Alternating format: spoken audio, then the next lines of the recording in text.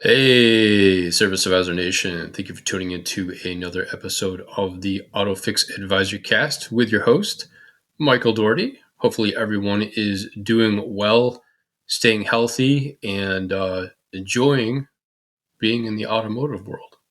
So, today's episode actually 55, very proud of that, a little over a year. And just throwing it out there, today will be my last episode doing the AutoFix Advisor cast. I am saddened by this, but I just had to make a decision and I have to focus on some other key things that I'm doing in my career. And I love doing this, but I would love to pass the baton to somebody else who can add value and share their insights and teaching style for the AutoFix Advisor cast. So if you're out there, if you're listening and you would like to take on the AutoFix Advisor cast and continue the tradition of Service Advisor Nation, I would implore you to reach out to Chris at AutoFix, and his email is going to be chris at autofixsos.com. Again, Chris, chris at autofixsos.com. And I'm sure he'd love to talk to you about having the baton passed to you to be the next host of the AutoFix Advisor cast. So without further ado, episode 55, truly from the top and bottom of my heart, Service Advisor Nation, love you. And this episode, we're going to talk about a couple of things, but first off the bat, I would love to talk about the evolution of the customer's experience or evolution of customer expectations. Why today's customers really expect, what do they expect from an independent automotive shop and why has that changed? So customers now expect Amazon-like convenience, Ritz-Carlton level service, and Chick-fil-A warmth from all their local repair shops, right? And, technology, social proof, and instant gratification have shifted what normal looks like. And when we say normal, we're talking about customer experience. So many expectations are realistic if systems and communication are strong, but some are pie in the sky expectations like, instant turnaround or dirt cheap pricing, right? And great quote by Simon Sinek. He says, people don't buy what you do, they buy why you do it. So again, we're talking about the evolution of the customer's expectations in the automotive industry. And, how can we be prepared for that as service advisors, right? So the best shops don't chase every expectation. They define what excellence looks like and then they deliver it consistently. And, I guess I'll say it like this: a customer expects same day service from, a major repair. And that's unrealistic. Instead of over promising, advisors could say, well, we'll have an accurate timeline for you within the next hour. I'll keep you updated every step of the way. That's clarity and professionalism, and it also builds trust. But again, if you've got a customer that's in for, say, an oil service, a brake service, maybe, a Mercedes A service, B service, filters, fluids, whatnot, even if it's not a European vehicle, right? Service still takes a while, but you do that digital vehicle inspection. Your service advisor writes up that estimate, really thinks about how they're going to present it, right, to that client. And then say the client ends up purchasing some large jobs, right? Oil pan gasket repair, valve cover gasket repair, rear main seal, rear differential reseal, suspension work, really any of those things or all of those things. And, I think everybody's so used to, again, that instant gratification where people that aren't in the shop, right, the customers, they forget that this is physical labor and things really take time. So explaining that to them as they're authorizing repairs, right? At the end of them authorizing the repairs, hey, Mr. or Mrs. Jones, thank you very much for your authorizations. We're going to get parts ordered and get things started this afternoon. However, I just want to be realistic with you. This is, roughly 2 or 3 days worth of work. So are you comfortable being in the loaner car that you're in for the time being? Or if they don't have a loaner car currently and you have one available, it'd be a great time to transition them into one, or maybe even renting them a vehicle. That's a thought process too. Think about it. All those things I just listed, that could easily be $5,000-6,000 worth of work that someone's just authorized. And for you to put them in a rental car, even if it's $100 a day, right? For $300 versus them saying, I need a vehicle and I'm unable to do that. I'm just going to have to come pick up my vehicle, right? So again, you want to help them, but you want to help the shop as well. So think about that. Are you prepared to alleviate their transportation concerns, right? But again, just delivering realistic expectations. And there's nothing wrong with that. You're not saying, if someone says, can you, I've had people say before, can I, that sounds great. I'd like to approve the work. When can I come pick it up today? And my mind's kind of blown, and I got to think, they don't speak car. I need to educate them. I need to let them know that this is going to be a couple days worth of work. And what am I going to say to them about that? But again, be honest about it, be realistic about it. And again, keep in mind, if this is their primary source of transportation, be prepared to offer them something to use. Again, whether it's you've got pre-authorization for management, or if you've got the authorization to rent them a car, get them into a loaner if you have one, shuttle service, whatever it takes. But again, just remember, they need that vehicle back. So if you can alleviate that concern, chances are they're likely to leave the vehicle with you and do the work, right? But again, talking about realistic expectations, and also, realistic versus unrealistic. Where do we draw that line? How do we recognize when a customer's expectation is fair versus when it's unrealistic? And for us on the service advisor side, it's not about saying no to the client. It's about setting healthy boundaries to protect both the customer's trust and our shop's integrity.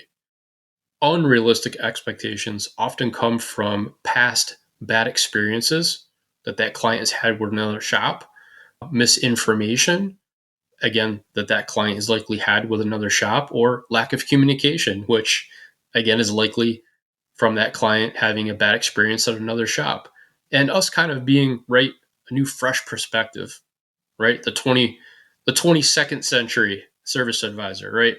Yeah, I'm saying that, the 22nd century service advisor. How do we instill all those boundaries but without being dickish to the client, right?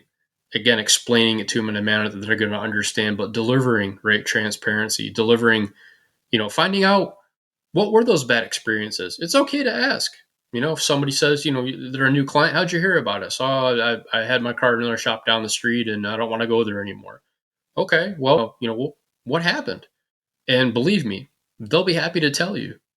And if you think that's manageable and you can promise to them that you're not going to have that experience with you, then by all means, let them get it off their chest. Reassure them, right? But again, setting healthy boundaries and communication above all. Also, service advisors, the 22nd century, right? Service advisor must also bridge the gap with empathy, education, and transparency. So again, the empathy part, right? We're in the fall months. I think people still use their AC here and there for various things. But, if you get a phone call next month, right? November, late November, early December, hey, my heat's not working in my car. That's a no good, right? Excuse me. Build some empathy there. Let them know, yeah, it doesn't sound good. Let's look at the schedule. Let's see when we can get you in. How long has it been happening for, right? Ask some questions while you're looking through the schedule. How long has that been happening for? Hey, I can, if you can drop it off today, I can get you into a vehicle. Again, if you have a loaner, or do you have someone that can pick you up? But let's get it checked out. Let's see what's going on. We want you to have heat, right? The empathy part, the education side of it, right, is really important as well. And again, the transparency side of it. So all those things allow us, again, as service advisors, to set healthy boundaries. And William Shakespeare has a great quote: expectation is the root of all heartache. So Again, right? Be realistic with the expectations. So, again, top tier service advisors, we're not yes people. We're truth tellers with tact, right? So I'll say that again. We're not yes people. We are truth tellers with tact. And also, great, another real world example. Say a client experiences, in the summertime, they come in, their AC is not working. You do an AC repair. Say you do an evac, and ultimately determine that it's going to need a compressor, right? So you do a compressor, you give that great warranty that your shop gives on it, and say a couple months later the AC stops working, and that client calls up and says or expects that their AC is going to be under warranty because you fixed it a couple months ago, right?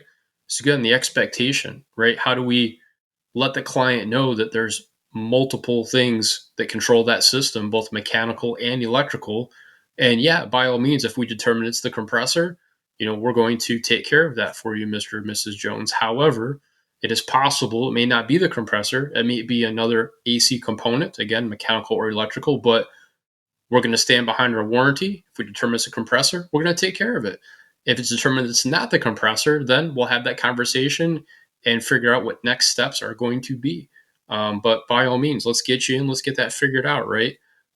I've had that conversation a lot over the years, not just with AC, but anything, right? I mean, somebody comes in, you do a repair, say they came in for an oil leak, right? And then a year later, they call you up and say, hey, I'm seeing oil on the floor again. I want to bring this in because I had you guys do my oil pan gasket, and, I know it's going to be under warranty. And, let them know, hey, great, let's get it in, let's get it checked out. But we need to assess the vehicle before we make that determination that it's a warranty. There are other things that could be leaking, right? There's more than one thing on your engine that could be leaking oil. But again, having that genuine and transparent conversation with them, setting the expectation up front.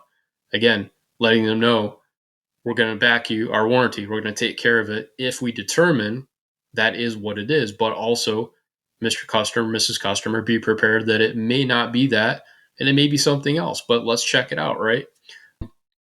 Also, delivering a top tier experience every time, right?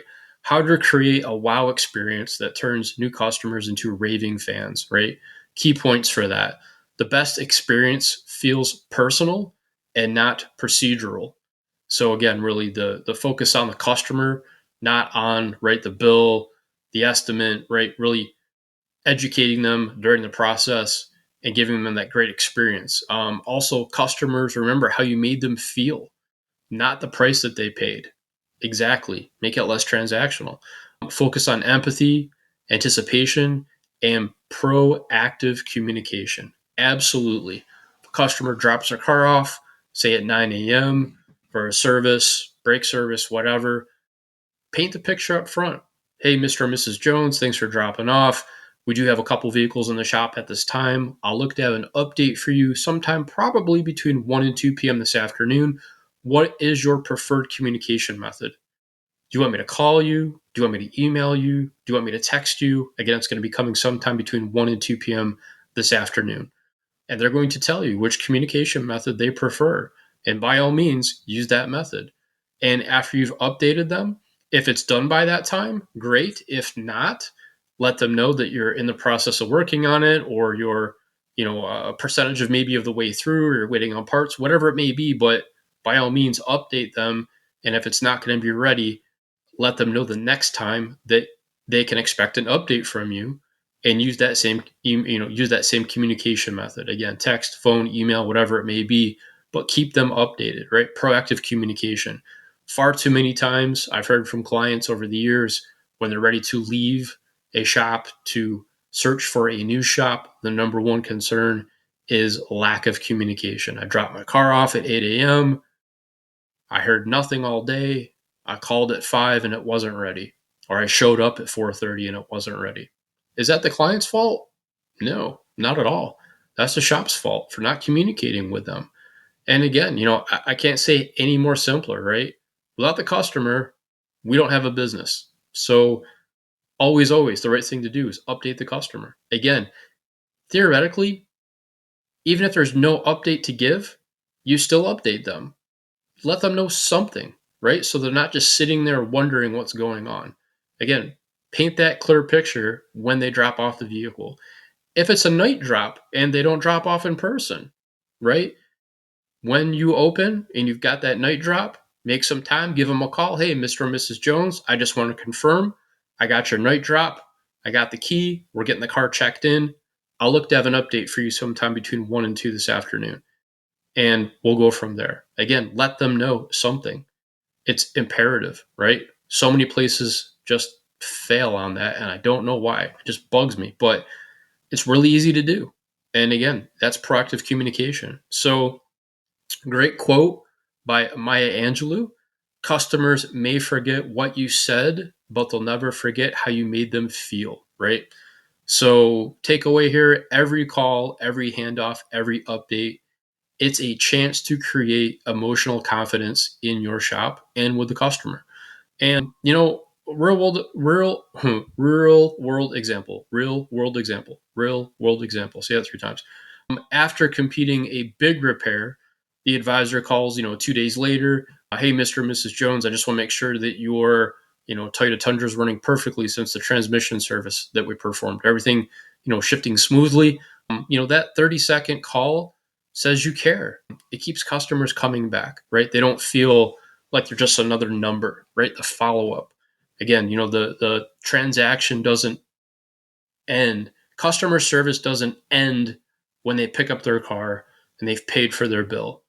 Again, it just, I really feel that that's the case, right? Customer service doesn't end when they pick up their car and pay for the bill. We got to keep going. We got to keep engaging with them. We got to keep in front of them, reminding them that we're here, that we care about them, that we're thanking them for their business, right? That's what we do. That's what we do, building and maintaining client relationships. And consistency is king, right? Delivering top tier service once doesn't make you great. Delivering it every time does. And consistency comes from systems, not luck. Checklists, daily habits, and training routines create repeatable excellence. The customer should get the same outstanding experience no matter who answers the phone. And I've said it before and I'll say it again. Make sure whoever's answering the phone is qualified to answer that phone. Because I've talked about it before, Service Advisor Nation. When that phone rings, especially if it's a new prospect, a new client, your shop is being interviewed. That is a make it or break it phone call. You want to make sure that the right people are answering the phones. Imperative. And great quote by Aristotle. We are what we repeatedly do. Excellence then is not an act, but a habit, right? And the real magic happens when excellence becomes autopilot. So, say a shop creates a customer care standard, right? A checklist for every service, a warm greeting, an estimated timeline, an update call, a thank you follow up, and say every advisor uses it, right? And customers rave about how professional and predictable their experience is. Again, it's systems put in place that make these things happen. And yeah, it doesn't all have to be scripted. Put your own personal spin on it. I don't expect everybody out there to do the same thing in the form of how they communicate, but the essentials, right? The essentials are really what makes it happen. And also when we're communicating with our clients, the power of pace. Speaking slower equals building trust. Why slowing down your speech creates clarity, confidence, and connection. Rapid speech often signals nervousness or uncertainty. And I agree with that to a point. I grew up upstate New York. No judgment, please. Snow country. And, in that area, just New York, man, people talk fast. Since I've been in the South for a large portion of my life, and I love it here, I have slowed down. But when I'm passionate about something, especially when I'm speaking about something, I do talk fast.